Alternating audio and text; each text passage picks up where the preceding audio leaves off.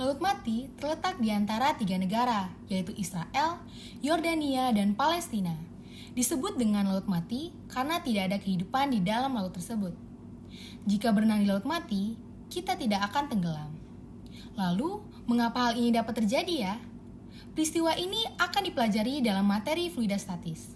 Oleh karena itu, simak materi berikut ya.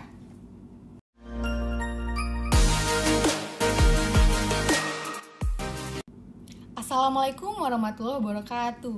Tabi pun, perkenalkan nama saya Lani Aura Maharani. Teman-teman, bagaimana kabar hari ini? Semoga teman-teman selalu dalam keadaan sehat walafiat. Hari ini kita akan belajar tentang fluidastatis. Sebelum kita memulai materi ini, ada baiknya kita untuk berdoa terlebih dahulu. Berdoa dimulai.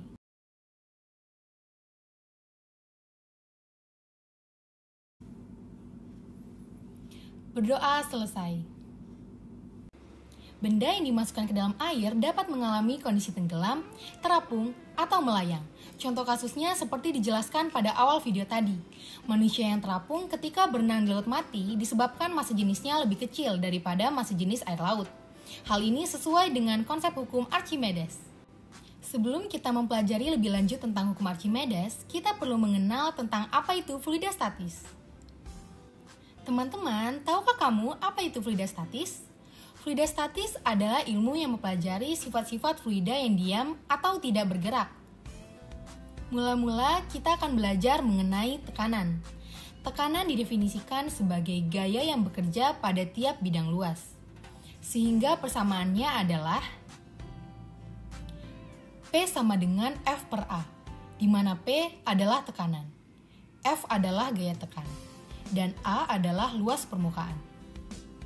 Semakin besar gaya yang bekerja, maka tekanan akan semakin besar. Semakin besar luas permukaan bidang, maka tekanan akan semakin kecil. Teman-teman, pernahkah kalian merasakan sesak napas saat pertama menceburkan diri ke kolam renang? Rasa sesak napas tersebut karena tubuh mendapat tekanan zat cair yang disebut dengan tekanan hidrostatis. Tekanan hidrostatis adalah tekanan zat cair yang disebabkan oleh berat zat cair itu sendiri. Tekanan hidrostatis dirumuskan sebagai berikut.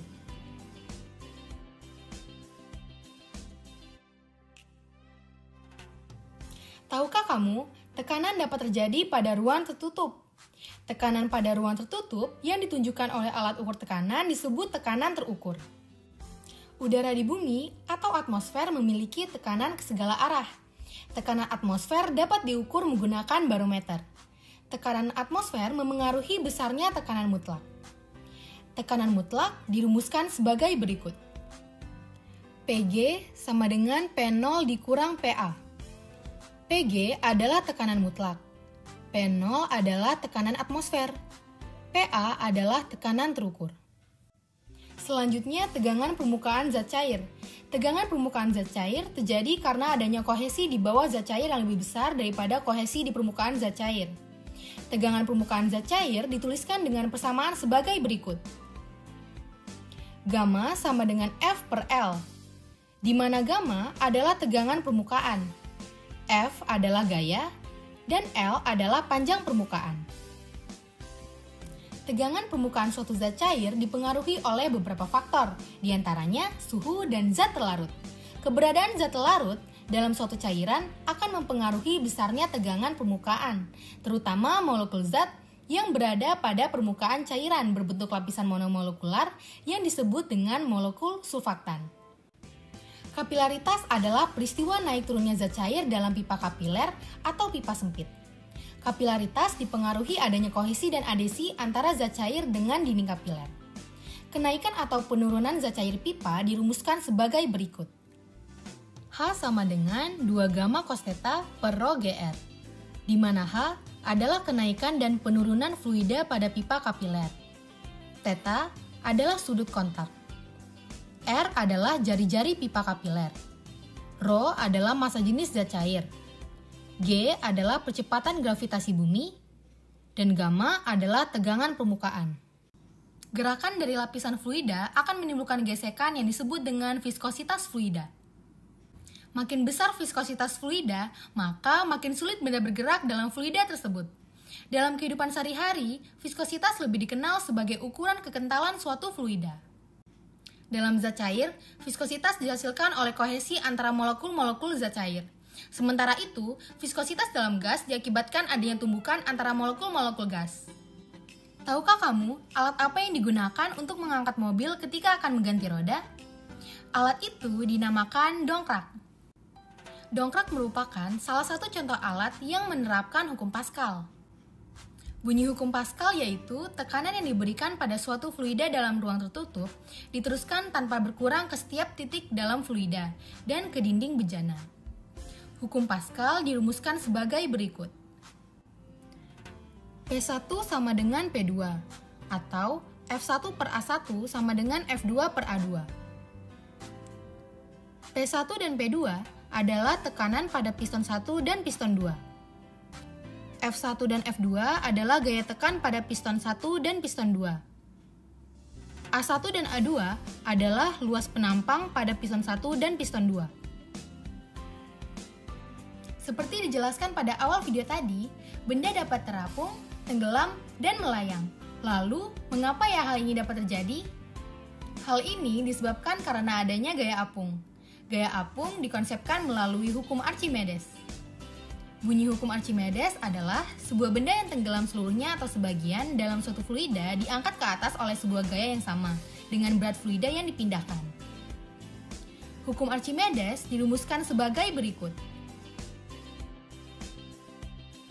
FA sama dengan Rho F G VTC. FA adalah gaya apung. Rho F adalah massa jenis zat cair. VTC adalah volume benda yang tercelup. Dan G adalah percepatan gravitasi.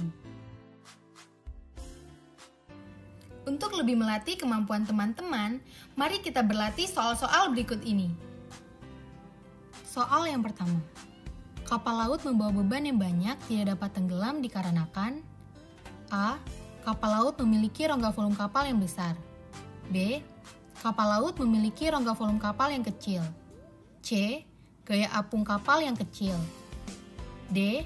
Bagian bawah kapal laut tidak dibuat datar. E. Bagian atas kapal laut dibuat terbuka. Pembahasan.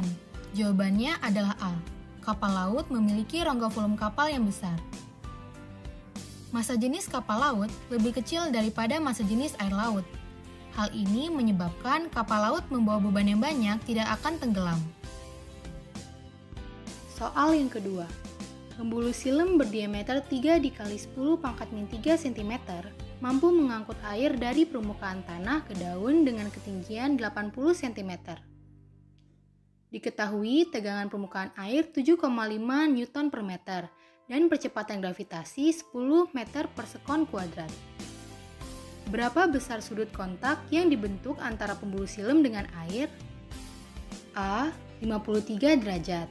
B. 37 derajat. C. 45 derajat. D. 60 derajat. Pembahasan. Jawabannya adalah B. Diketahui D sama dengan 3 × 10⁻³ cm. Rho sama dengan 1,5 × 10⁻³ meter. H sama dengan 80 cm, sama dengan 0,8 meter. Gamma sama dengan 7,5 Newton per meter. G sama dengan 10 meter per sekon kuadrat. Teman-teman, untuk menjawab soal di atas, kita akan menggunakan rumus kapilaritas. Maka, cos theta sama dengan H rho GR per 2 gamma.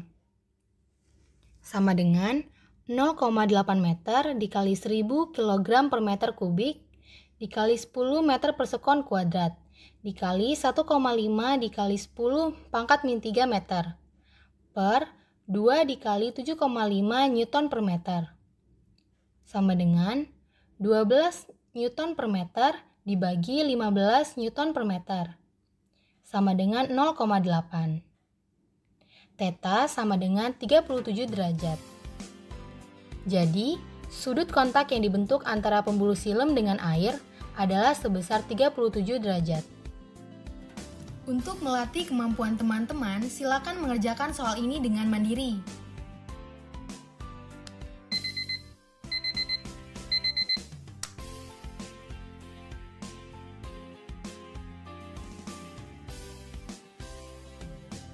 Fluida statis banyak diterapkan dalam kehidupan manusia.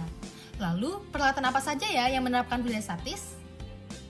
Teman-teman, tahukah kamu benda apakah ini?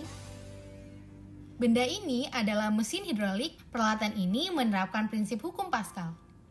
Selain itu, ada dongkrak hidrolik dan rem hidrolik yang juga menerapkan prinsip hukum Pascal. Ternyata, fisika sangat dekat dengan kehidupan kita ya. Teman-teman, sekarang adalah waktunya diskusi. Silakan pause video ini untuk memulai diskusi. Nah, untuk teman-teman, jangan lupa belajar dan banyak baca buku ya. Terima kasih telah menyaksikan video ini sampai selesai. Saya harap video ini bermanfaat untuk kita semua. Saya akhiri, wassalamualaikum warahmatullahi wabarakatuh.